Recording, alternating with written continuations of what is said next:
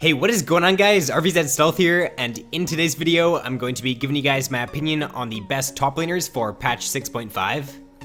So first on my list is going to be Pantheon. Pantheon's been seeing a lot of play recently in the top lane, and it's mainly because he's a good pick against Fiora, and Fiora is one of the most picked top laners in the game. He's also a really strong early to mid game champion, and because games usually don't last too long, or they don't last as long as they did before, Pantheon's a pretty good pick right now as well. And then Youmuu's also did get changed at the start of the season, so that item also synergizes really well with him. So those three factors make Pantheon a pretty good pick right now.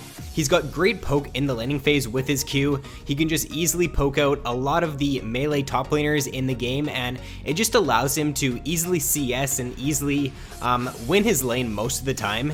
He also does have a semi-global ultimate, so whenever you do hit level 6 as Pantheon, just look to use your ultimate down bot or down mid lane, because you can get a nice snowball going for your lanes, and you definitely don't want to be holding your ultimate for a long period of time unless you're like winning your lane by quite a bit and you're confident that you can keep killing your opponent.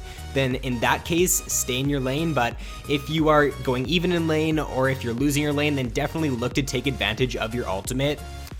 He's also a fairly easy champion to play. He doesn't have any skill shots, so that just means that you're not going to mess up as much when you are playing Pantheon. And he is one of the stronger tower diving champions in the game due to his passive. A few cons to Pantheon though are that he is pretty weak if he does fall behind. He needs his items and he needs to get going in the early game to be effective, and he also does fall off in the late game compared to some of the other top laners. Next on my list is going to be Quinn. So Quinn is a really good laning top lane champion just due to the fact that she is a ranged top laner. Her Q is really strong for the laning phase. If she can hit that on a melee opponent, she's gonna easily win the trade like 95% of the time. She's a good dueling champion too. If you can get ahead with Quinn, then you can just keep split pushing, or you can even go for roams once you do hit level 6. I would definitely advise doing that when you are playing as Quinn. If you end up getting the enemy's tower, or if you are winning your lane, then look to go for a roam with your ult, because you can definitely get a nice snowball going like you can with Pantheon. She also does have a really strong early to mid game, which makes her great in this meta right now, and the vision with her W allows her to just scout out where the enemy jungler is. So once it hits around the 3 to 3.5 minute point, make sure you pop your W, see if the enemy jungler is coming to gank you, and just get some wards down when you are playing as Quinn, since she is going to be pushing out of lane most of the time. And she does have pretty good sticking power as well because she's got the slow on her E. A few cons to Quinn though is that she does not scale very well into the late game, and she also does not have a dash, so if you are pushing out in the laning phase, then you are a pretty easy gank target, so I would advise warding when you are playing as her. Next up is going to be Poppy. So Poppy is actually one of my favorite top lane picks right now. I really like her because you don't even need to build a lot of damage on Poppy, and you can still chunk the enemy squishy's health bars to like below half HP with your full combo. So when I'm playing Poppy, I usually go Iceborne Gauntlet Rush on her. That's if I'm up against an AD top laner. If I'm up against an AP top laner, then I'll probably go Maw and then go full tank after that. But the fact that you only need to build one damage item on Poppy is really good, since you can just stay really tanky in team fights, yet you're still gonna do quite a bit of damage. She does have strong CC too with her E and her ultimate. Her disengage is some of the best in the game too because of her ult. Her movement speed that she gets with her W is also really good for engaging or looking for an engage in mid to late game team fights, and she is fairly easy to play as well in my opinion. And one con to Poppy though is that she does not have an escape. Next up is Nautilus. So Naut is one of the strongest tank CC champions in the game, if not the strongest right now. He's a really strong laning champion. He can easily set up ganks in the early game just due to the fact that he's got 3 CC abilities at level 3. He's got his Q, his E, and his passive, so I would advise telling your jungler to come for a gank at level 3, because the chances of you getting first blood are actually really high. He's got the shield too with his W, so that just allows him to stay really tanky in team fights, and it allows him to just be a really strong laning champion.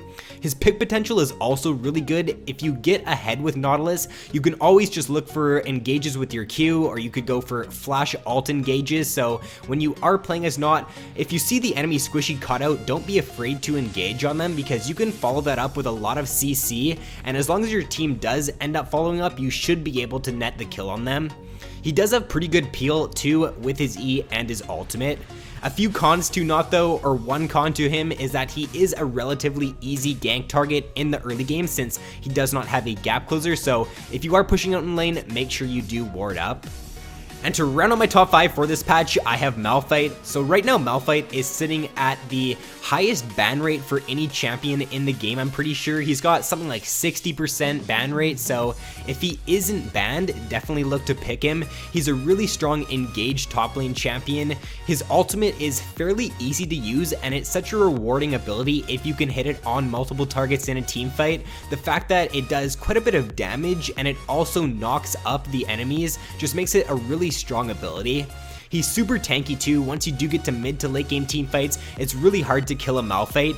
He is a great pick against enemy AD champions too, since his E and his W both scale off of armor, so the more armor you're gonna get on Malphite, the tankier you're gonna be, and the more damage you're gonna do as well.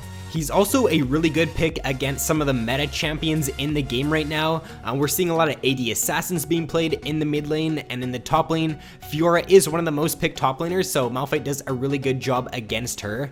And a few cons to Malphite though are he is a pretty easy gank target, which is a common con to most of these champions on my list, and he does also have pretty high mana costs in the early game, so I would recommend going Corrupting Potion in the laning phase as Malphite so you can just sustain the mana and sustain the HP. First on the honorable mentions is going to be Kayle. So right now Kayle, she's sitting at the highest win rate actually for any top laner, but her pick rate is pretty low, so it's kind of hard to judge how strong she actually is right now. She is a really good laning champion though, because she is a ranged champion, so she's just really good against those melee picks in the top lane. Her ultimate is also really good against those assassins being played right now, and her late game damage is pretty crazy too, so if your team is lacking AP or you just want to play an AP top laner, then I would play Kayle. Next up is going to be Rammus. So Rammus has been seeing quite a lot of play recently.